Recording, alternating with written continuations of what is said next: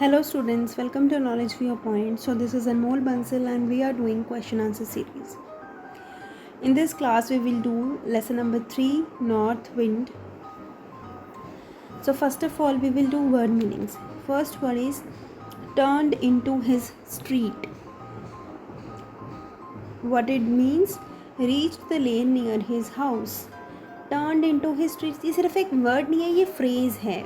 ठीक है, इसका मतलब है फ्रेज़ का कि उस गली में पहुंच जाना जो उसके घर के पास है. टर्न्ड इनटू हिज स्ट्रीट मतलब वो अपनी गली में मुड़ गया. ठीक है, तो हमने यहाँ पे सेंटेंस इसके लिए लिखा है Ram turned into his street. Ram अपनी गली में मुड़ चुका है, टर्न उसने ले ली है. Next word is supper. Supper means evening meal. Supper कहते हैं हम शाम के खाने को, रात के खाने को, इवनिंग मील को सपर बोलते हैं. तो sentence I have used here is my grandma eats soup as her supper. मतलब मेरी ग्रैंडमा इवनिंग मील के टाइम पे सूप लेते हैं, सूप खाती हैं, सूप पीती हैं. So this is supper. Next word is ashamed. ashamed means guilty, sorry for actions. ashamed का मतलब सॉरी फॉर एक्शंस जो उसने काम किए हैं. ashamed होना, खुद के गलत कामों के ऊपर सॉरी फील करना, गिल्टी फील करना, उसे ashamed कहते हैं. सेंटेंस है he should be ashamed of his deeds. उसे अपने कर्मों पर शर्म आनी चाहिए. ठीक है, so this sentence means it. Fourth word is inn. Inn means small hotel. Inn होता है एक स्मॉल होटल. सेंटेंस यहाँ पे हमने यूज़ किया है there are many inns in Kasauli, कि छोटे छोटे होटल कसौली में बहुत सारे हैं. Next word is tugged in. Tugged in मतलब एट हार्टली, दिल से किसी चीज़ को खाना, उसे कहते हैं टग्ड इन. सेंटेंस यहाँ पे है she was tugged in the delicious pasta. उसने पास्ता बड़े दिल से खाया. ठीक है, she was tucked in the delicious pasta. Sixth word is slept soundly. Slept deeply. It means slept deeply, बहुत गहरी नींद में सोना, उसे कहते हैं slept soundly. तो सेंटेंस यहाँ पे मैंने लिखा है My brother used to slept soundly even in day. मेरा जो भाई है वो दिन में भी बहुत गहरी नींद में सोता है, दिन में भी, है ना. रात में तो गहरी नींद आती ही है, वो दिन में भी गहरी नींद में सो जाता है. So our next word is ram. Ram means a male sheep. So here I have skipped these three words. It is your homework to make sentences on these words and comment below in the description below.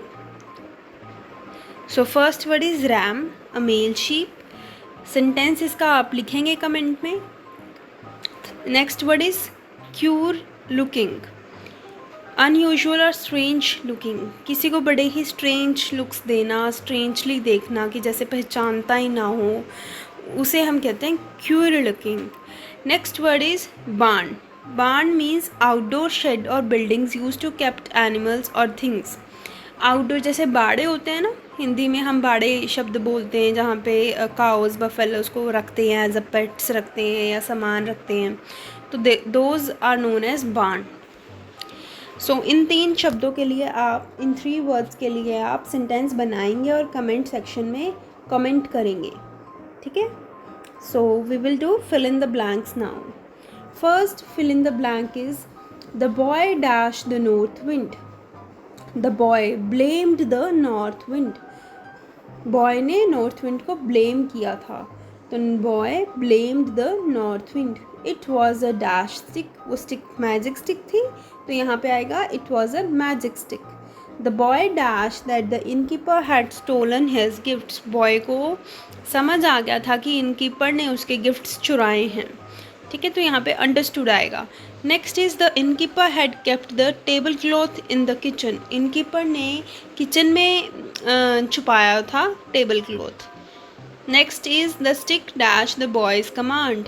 जो stick थी वो boy की command को सुन रही थी, जैसा वो boy कह रहा था वैसे ही कर रही थी, तो ओबे यहाँ पे वर्ड आएगा, obeyed.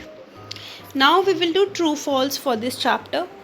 First sentence is the north wind followed the boy to his house.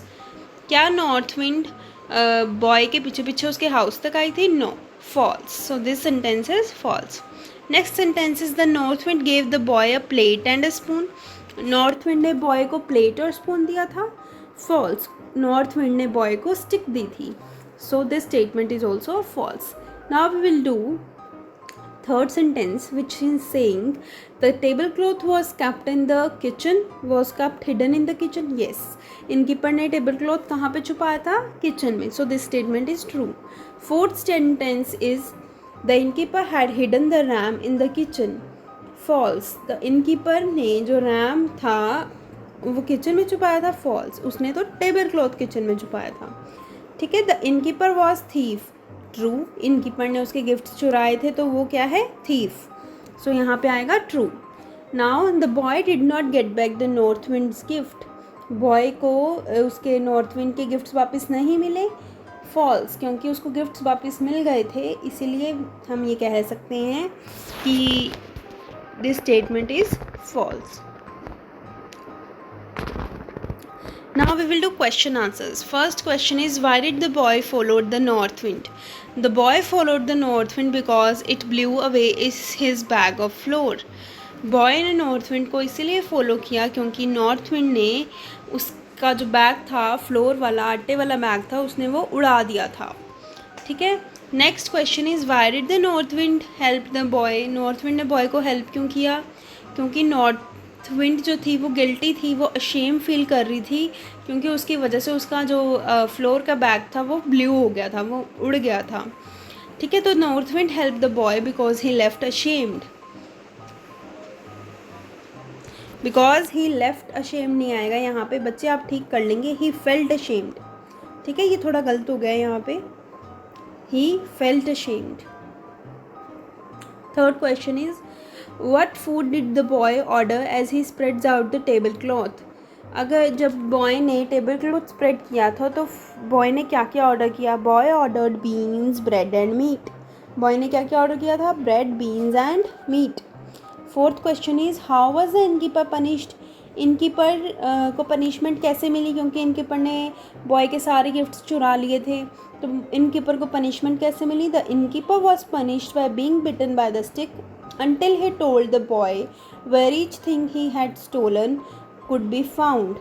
Innkeeper को स्टिक ने बहुत ज़्यादा बीट किया था अपने आप ही, जब तक उसने ये नहीं बता दिया कि उसने हर चीज़ कहाँ छुपाई हुई है ना. जो गिफ्ट्स थे, क्या क्या गिफ्ट्स दिए थे नॉर्थ विंड ने बॉय को? स्टिक दी थी, रैम दी थी और टेबल क्लॉथ दिया था, है ना. जब तक रैम उसको मिली थी शेड के नीचे और किचन टेबल क्लॉथ मिला था किचन में. Where did the boy find the ram? Fifth question है कि रैम कहाँ मिली? The boy found the ram in the barn. Ram कहाँ मिली? बार्न में मिली, मतलब आउटडोर जो शेड था वहाँ पे रैम बंधी हुई मिली.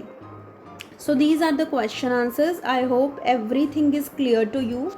Please do watch it again and complete your homework on time. Okay. Also, I will give description of this chapter's explanation in the description below. अगर आपने अभी तक नहीं देखा है तो देख लेंगे. And please do like, share and subscribe my channel. Thank you for watching.